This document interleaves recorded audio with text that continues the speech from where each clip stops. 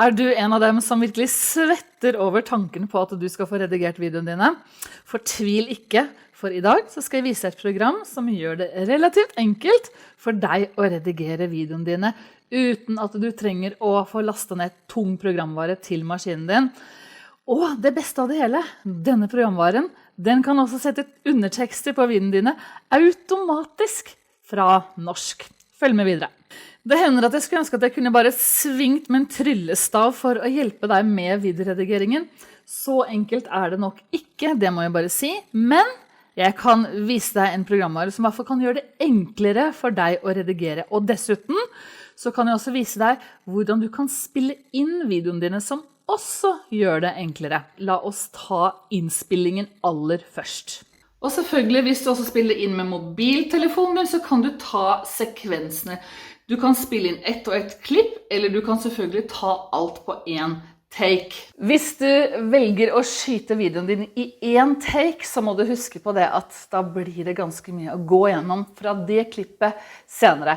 Så jeg synes egentlig at det er mye enklere bare å spille inn sekvenser, for da husker jeg også hva jeg skal si, og jeg holder meg til en punktmerket liste.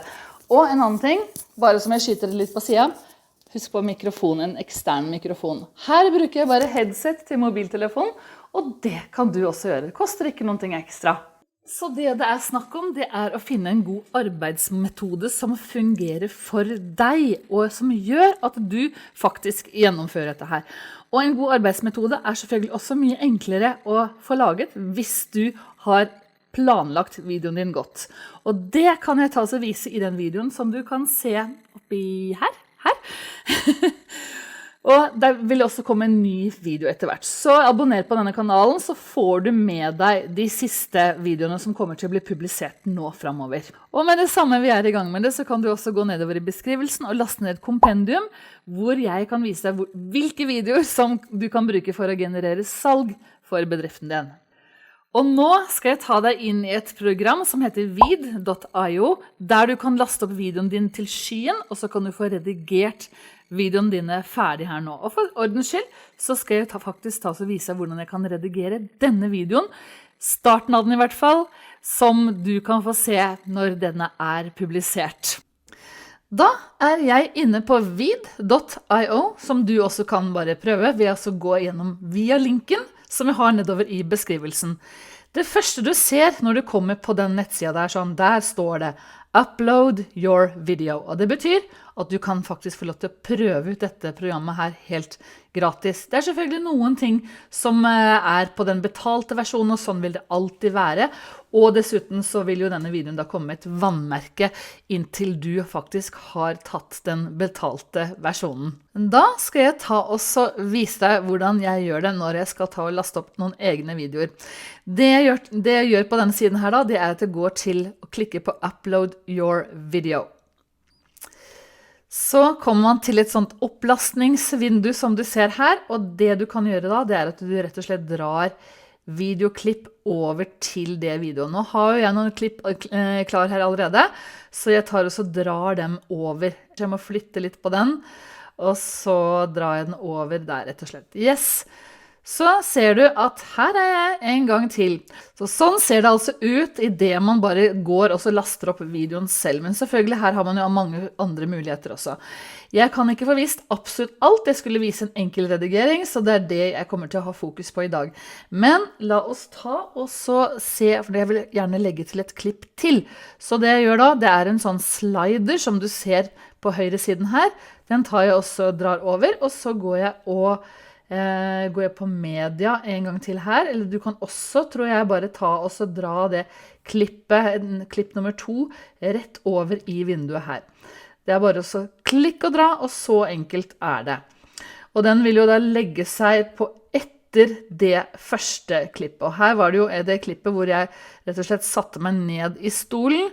Innimellom der så kommer det også et klipp som er fra mobiltelefon, så det kommer jeg til å dra inn senere. Men jeg gjør dette her bare for å vise deg det akkurat nå. Og det vinduet som programmet da automatisk hopper over til også er subtitle, altså undertekstene. Så her kan man rett og slett velge auto-subtitle. Så jeg skal ta og vise veldig kjapt nå hvordan det faktisk kommer til å bli. La oss sette den i gang. Jeg har selv testet ut mange sånne undertekstprogrammer, så dette her også noe som det som var viktig for meg også var at det var på norsk, for det veldig mange sånne auto-undertekstprogram som på engelsk, men vi vil gjerne ha det på norsk, ikke sant? Og her får du nemlig valget. Her står det English, men vi vil ha Norwegian. Da kan du bare begynne å skrive, og her kommer da Norwegian.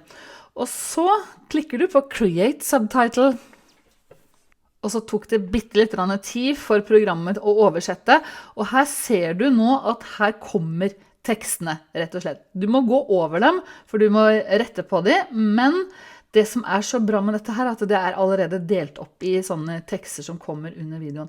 Du ser det her, det kommer som svart, som default, og det kan du også ta og rette på ved å gå til Styles her. Under Styles her så ser du at du har forskjellige tekstvalg. La oss prøve den. Denne sånn som ikke har noen bakgrunn i det hele tatt. Og så det en som gul, og så det en som det syns ikke sant? Så det som litt viktig, det at du lager en undertekst som faktisk syns mot bakgrunnen. Vi kan prøve den. Den synes jeg var ganske fin. Og dessuten så kan du også velge forskjellige skrifttyper her som du kan ta og teste ut. Og en annen ting her, så kan du også få animert teksten din, noe som kan være helt superbra hvis du skal lage til kortformatvideo for eksempel. Det du også kan få gjort, det at du kan velge hvilken boks du vil ha rundt teksten din. Du kan ha den sånn type, sånn som jeg hadde her, eller du kan vise sånn type som dette her. Så her har du ganske mange valg bare med teksten, og du kan også blant annet velge annen tekstfarge hvis du vil ha det. Men la oss gå tilbake til selve teksten. Da klikker jeg bare på subtitles her, og så du jo at her det noen feil som står. Hvis du virkelig svetter, var det jeg skulle. Du går inn med markøren her, og så retter du på teksten. Og hvis du for eksempel også har lyst til å dele opp teksten på et annet sted, enn der hvor, sånn at det kanskje kommer på en linje i stedet, så kan du gjøre det ved å klikke på Split Subtitle her nede. Så la oss bare ta en liten kikk på hvordan du fargekorrigerer videoen litt, og gjør litt andre justeringer. Da kan du bare ta og klikke i selve ruta her sånn, og så kommer det opp litt forskjellige valg her. Her står det også blant annet Adjust, så hvis vi går inn på Adjust, så kan du ta og gjøre videoen lysere eller mørkere, ikke sant? Og så dette enkel fargekorrigering, ikke det avanserte som jeg bruker ofte i andre programmer, men det fungerer faktisk helt greit. Du kan dra opp kontrasten litt, og du kan også dra opp fargene. Så her må du bare føle og se hva som kan fungere for deg. Og eksponeringen kan jo også være det som gir totalbildet litt annerledes farger. Dessuten så kan du ta og sette på litt sharpen. Jeg anbefaler at man tar og gjør bildet bitte litt skarpere, ikke veldig mye, fordi at da blir alt veldig skarpt. Og i dette tilfellet her, så vil jeg ha bakgrunnen litt mer utvisket. Den kommer ikke til å bli skarp, men det kan være for eksempel rynker og litt sånne flekker og sånne ting som vi, som kommer litt opp i året, bryr oss litt om. De kan bli tydeligere. Men du kan bare prøve å leke deg litt fram med disse tingene her sånn, og så se hva det som fungerer best for deg. Og som du ser her inne, det egentlig ganske selvforklarende, så har du tilgang til ganske mange andre ting også, og noe jeg skal faktisk prøve på nå å ta det som heter Remove Background, for det åpner ganske mange spennende muligheter det også. Inni på Canva for eksempel, så kan du jo ta og fjerne bakgrunnen på bilder, men å få fjerne bakgrunnen på video, det et helt annet tema. Så la oss prøve det. Så da har jeg fjernet bakgrunnen, og så skal jeg bare få sett hvordan dette faktisk blir. Fordi at dette her jo kunstig intelligens, ikke sant? Og jeg vet at på Instagram så kan du også gjøre det. Du kan legge til en bakgrunn, men dette her blir også litt spennende for å se om du kan faktisk fjerne bakgrunnen. Det var ikke jeg klar over selv heller. Men du ser at det flyter litt ut i kantene her, så helt perfekt det ikke. Men det kanskje for enkelte ting så det godt nok, og særlig hvis du har en ganske ren bakgrunn, så kommer det til å fungere ganske greit. Det du også har muligheten til her, det også å ta green screen, så hvis du har en grønn vegg, så kan du få fjernet rett og slett den fargen, sånn at du kan være på green screen. Bare veldig kjapt om green screen, det ikke noe jeg anbefaler egentlig for nybegynnere, fordi at den grønnveggen bør være lyst opp så bra som mulig, nettopp av samme årsak som du allerede så her nå, at det flyter gjerne litt ut i kantene, og så blir det ser ikke alltid så profesjonelt ut. Så hvis du skal begynne med green screen, så må du kunne litt om belysning, for å si det sånn. Så det jeg kommer til å gjøre nå at det rett og slett, du kan alltid ta undo på det som du allerede har gjort, så det kommer jeg til å gjøre nå, sånn at bakgrunnen rett og slett retter seg opp igjen. Videre kan vi se nedover her, du kan få clean audio, hvis du har litt sånn skurring, så kan du prøve deg litt frem med det, og så kan du få fjernet stillhet og sånne ting. Det har jeg ikke prøvd, så det kan du prøve på selv, hvis du vil det, hvis det pinlige pauser hvor du ikke sier noen ting, så kanskje programmet rett og slett filtrerer ut det. Og som du også ser her, når det gjelder lyd, så kan du få regulert den i ettertid. Du kan ta og skru volumet opp eller ned. Uansett så kan du også få prøvd litt med clean audio, for eksempel hvis du har noe støy i bakgrunnen. Klikke på denne knappen og så teste det ut. Nå må jeg bare med en gang si at dette med clean audio, det faktisk en betalt versjon. Og det ser du også veldig fort ved at det et sånt lite merke ved siden av der hvor du skal prøve ut de ulike funksjonene. La oss ta og se på overgangseffekter, eller transitions som det også heter. Og det finner du i den menyen til venstre her. Her stopper vi da ved transitions. Og du kan få et litt sånn forhåndsinnblikk på dem, bare ved å la muspekeren hvile over dem. Dette her for eksempel dissolve, det tar det å smelte litt over neste klipp.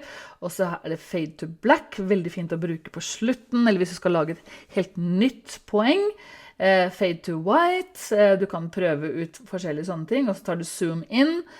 Vær litt forsiktig med denne her, du må vite litt hva du gjør, så jeg ville holdt meg litt til disse første, for at videoklippet ditt egentlig skal se så profesjonelt ut som mulig. Det nemlig flere som tenker at, oi, jeg skal ha det skikkelig mange kule klipp og sånne ting, men det ikke profesjonelt å ha sånne snurrende ting. Ikke gjør det, hold deg til dissolve, eller dip to black, eller dip to white. Det mitt beste råd til deg akkurat nå. Så da prøver vi å dra denne her over til mellom disse to klippene her, sånn du ser det. Det kommer et sånt lite pluss-ikon nederst der, og så drar du den over dit.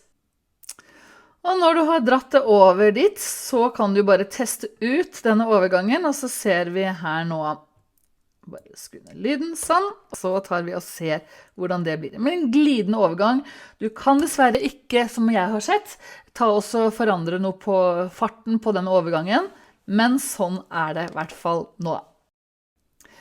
Så da skal jeg bare kjapt vise deg noen av de andre funksjonene du kan finne her inne, og det blant annet filters.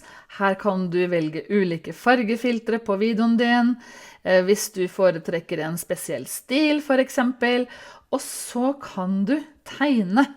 Og det også en ganske utrolig ting, det var ikke jeg klar over selv før heller, så nå skal jeg bare prøve å tegne litt, og så skal vi se. Her kan du tegne en rød strek, hvis du trenger å tegne og forklare noe.